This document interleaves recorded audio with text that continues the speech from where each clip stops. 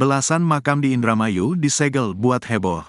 Heboh, sejumlah makam di tempat pemakaman umum, TPU, Ketepeng Reges di Desa Panyindangan Kulon, Kecamatan Sindang, Kabupaten Indramayu disegel. Foto yang memperlihatkan makam-makam disegel oleh Pengadilan Negeri, PN, Indramayu viral di media sosial. Pada segel itu tertulis penyegelan berdasarkan putusan perkara nomor 30, PIT, B, 2022, PN, Idem. Pantauan tribuncirebon.com, dari ribuan makam yang ada di sana, hanya ada 12 makam saja yang terdapat segel stiker dengan mencatut logo lembaga peradilan di Kabupaten Indramayu tersebut. Lokasinya pun mengumpul dalam satu lokasi yang sama, persis di samping jalan dekat rumah warga. Saat dikonfirmasi, Hakim Juru Bicara PN Indramayu, Adrian Anju Purba mengatakan, pihaknya tidak pernah merasa memasang segel stiker tersebut. PN Indramayu, lanjut dia, bahkan tidak memiliki produk hukum penyegelan berupa stiker sebagaimana yang tertempel pada makam-makam di desa setempat. Adrian mengatakan, perihal kejadian itu, pihaknya justru baru mengetahuinya setelah dikonfirmasi oleh awak media.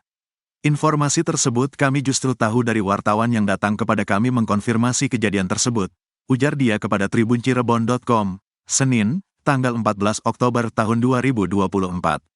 Adrian mengatakan, pada segel itu juga terdapat banyak kejanggalan. Mulai dari kesalahan penulisan kata yang seharusnya Indramayu, justru tertulis Indramayu, atau tidak ada huruf D. Kemudian, lanjut dia, jika diperhatikan pada segel itu sebenarnya merupakan putusan perkara tindak pidana. Di sisi lain, PN Indramayu tidak pernah melaksanakan putusan perkara pidana. Berdasarkan KUHP, instansi yang berhak melaksanakan putusan perkara pidana, kata dia adalah jaksa.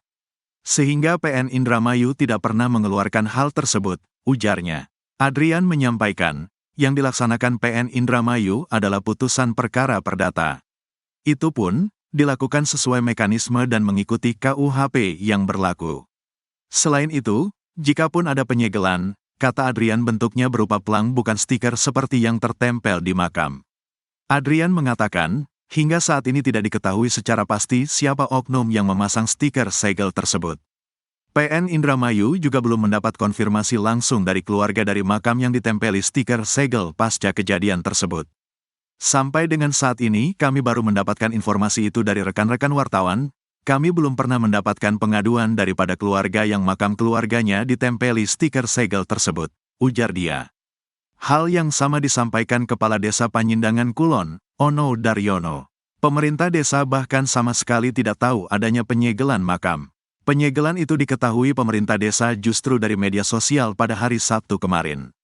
Bahkan Pak Babin, Pak MP pun tidak mengetahui, ujar dia.